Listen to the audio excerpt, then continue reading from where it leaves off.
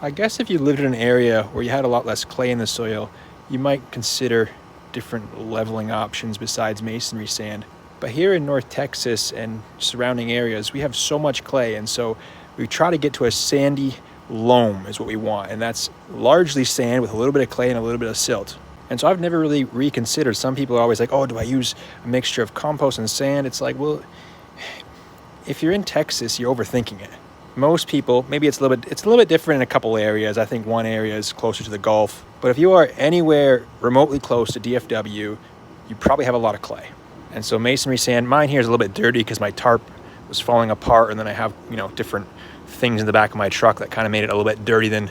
But this is kind of how it comes, like that. If you already have super sandy soil, like maybe you're in Florida, then I don't know if I would recommend pure masonry sand. I would try it, but I personally have never leveled in Florida. If I was there, I might look for some sort of blend. There's a lot of different blends. I think, is it Soil 3 that everyone uses out that way?